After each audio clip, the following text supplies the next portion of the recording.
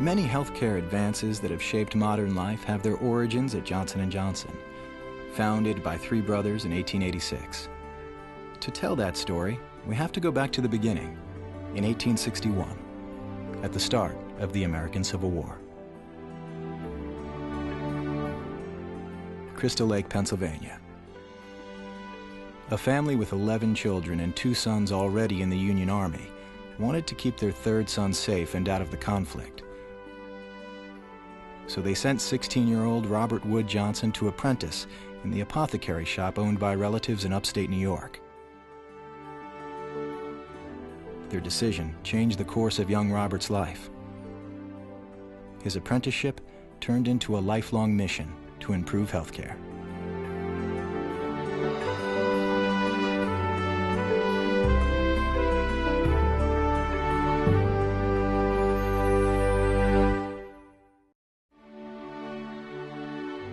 In 1873, Robert Wood Johnson, now 28 years old, formed a medical products business with a man named George Seabury.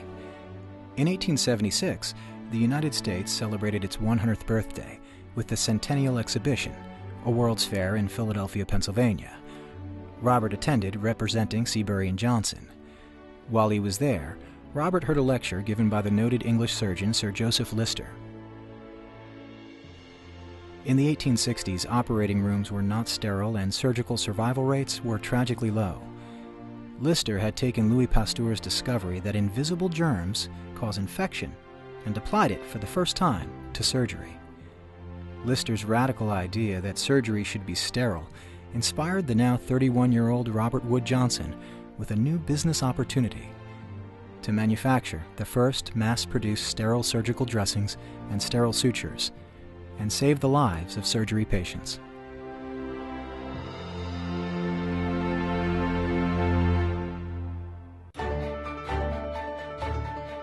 Robert Wood Johnson's business partner was reluctant to take a chance on the risky new innovation of making sterile surgical products. So in 1885, Robert and his young brothers James and Edward Mead left and made plans to start their own company. January of 1886 found James Wood Johnson on a train from New York to Philadelphia. When the train stopped in New Brunswick, he noticed a for rent sign on a small 4-story former wallpaper factory near the railroad tracks. Getting off the train to take a closer look, he rented it for Johnson & Johnson. The little startup began with just 14 employees, founded on the revolutionary innovation of mass-producing sterile surgical dressings, sterile sutures, and of promoting antiseptic surgery as a way of saving lives. The new company in 1886 offered a very different business philosophy of the day, one of openness and transparency, of responding to needs in society, and a working partnership with the medical profession. We are all fortunate in that we are engaged in manufacturing products to be used throughout the world for the relief of pain and suffering. Robert Wood Johnson. The first products were medicinal plasters, which delivered medicine directly through the skin. Sterile surgical dressings and sterile sutures came next, followed by one consumer product, a tooth cream called Zahnweiss, meaning white teeth in German. Robert would walk through the town of New Brunswick, striking up conversations with the local business owners.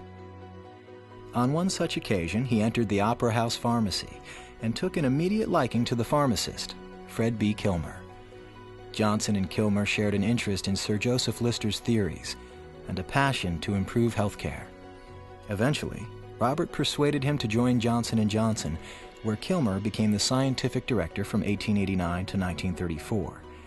Working closely with the Johnson brothers, Kilmer helped set Johnson & Johnson on the path it follows today. From the beginning, the Johnson brothers were astute in using information to grow the business. In 1888, Johnson & Johnson published Modern Methods of Antiseptic Wound Treatment, a how-to manual on sterile surgery with articles by the leading antiseptic surgeons of the day. As the need evolved to sterilize our mass-produced surgical products, Johnson & Johnson pioneered steam sterilization in 1891. The mass-produced sterile surgical products caused a revolution in surgery, changing it from a last resort to a mainstay in the treatment of injury and disease.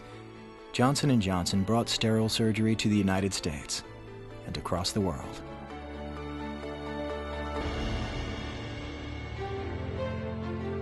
Johnson & Johnson expanded rapidly, with success leading to new products, many as a result of consumer feedback. When Fred Kilmer heard that a doctor's patient was complaining of irritated skin after removing a medicated plaster, Kilmer sent the doctor a small container of talc to soothe the patient's skin. A container of talc was then included with some plasters made to alleviate any irritation. Consumers replied that not only did the powder soothe the irritation from the plasters, it also soothed their baby's diaper rash. So, in 1894, Johnson's baby powder was put on the market, giving birth to our baby products business. The tradition continued with a medical need facilitating the beginning of a successful product. In 1920, the wife of a Johnson & Johnson employee named Earl Dixon was clumsy in the kitchen, enduring minor cuts and scratches while cooking. Earl had the idea to create a ready-made bandage to aid in his wife's healing. Although they're a part of everyone's medicine cabinet today, Band-Aid brand adhesive bandages were originally such a new concept that nobody knew how to use them.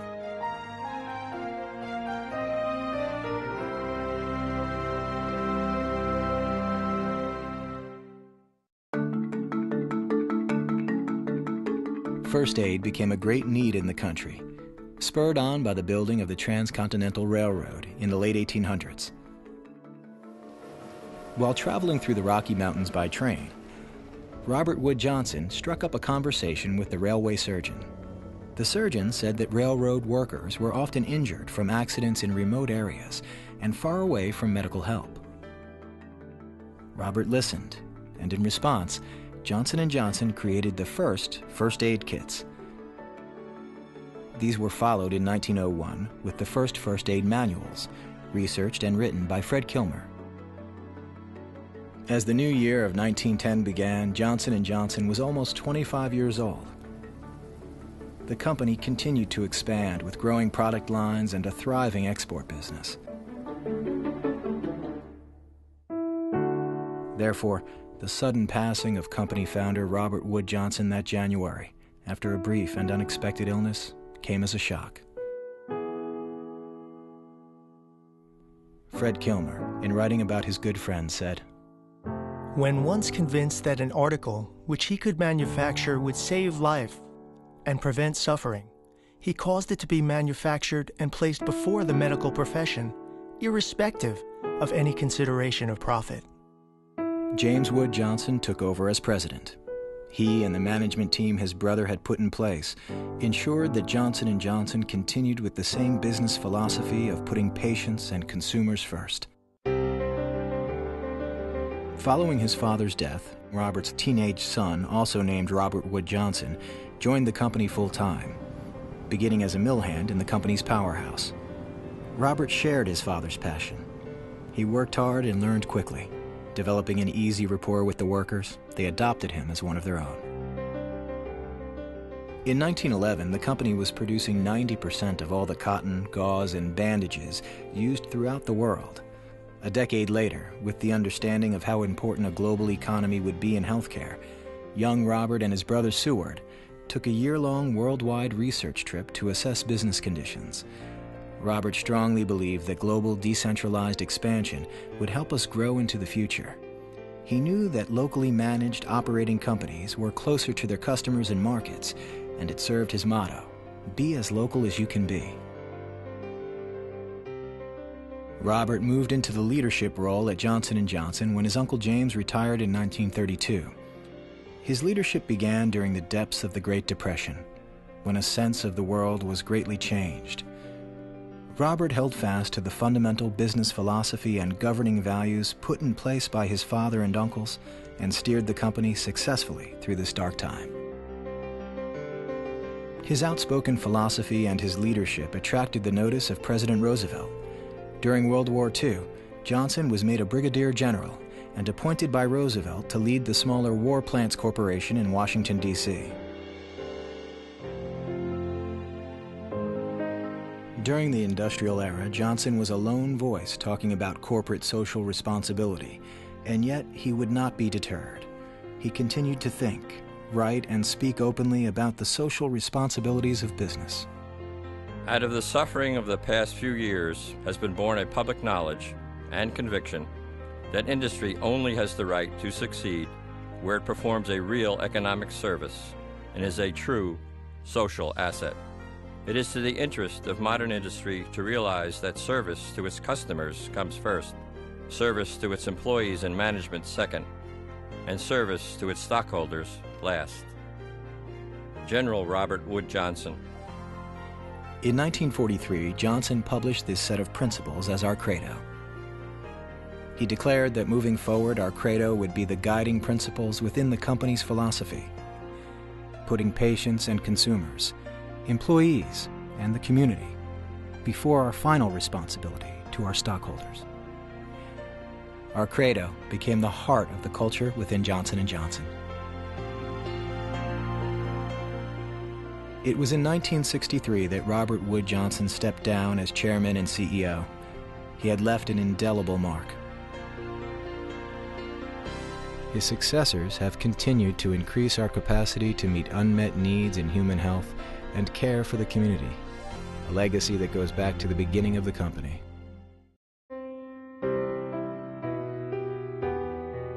During the Spanish-American War, the military asked Johnson & Johnson to develop and manufacture surgical dressings to treat wounded soldiers.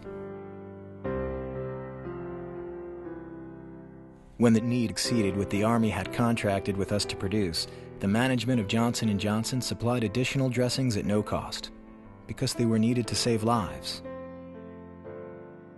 2 years later, when a devastating hurricane struck Galveston, Texas, Johnson & Johnson sent products and money to help the survivors. Within hours of the San Francisco earthquake in 1906, rail cars filled with Johnson & Johnson products were speeding to the West Coast, along with financial support. Our human response to these events marked the beginnings of our tradition of worldwide disaster relief and our global humanitarian efforts. Several decades ago, the community of New Brunswick was suffering a decline.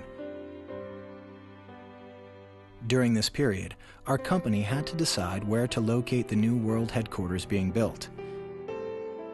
The decision made was based on our credo commitment, and Johnson & Johnson remained in New Brunswick, forming a public-private partnership to revitalize the city, which has since become a national model.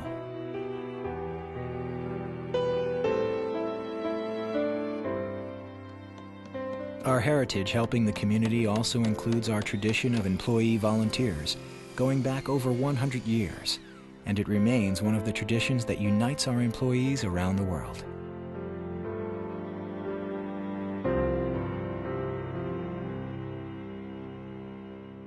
From our founding in 1886 to our broad base in human health care today, Johnson & Johnson continues to look for ways to save and improve lives. When we began, the great needs were for mass-produced sterile surgical products, first aid, and basic public and family health. As the decades passed, Johnson & Johnson grew and decentralized, expanding into new areas of health and technologies, identifying human needs and pioneering the development of products and businesses to meet them. Today, we continue to meet human health care needs in ways that the Johnson brothers and the first 14 employees who started our journey couldn't even begin to imagine.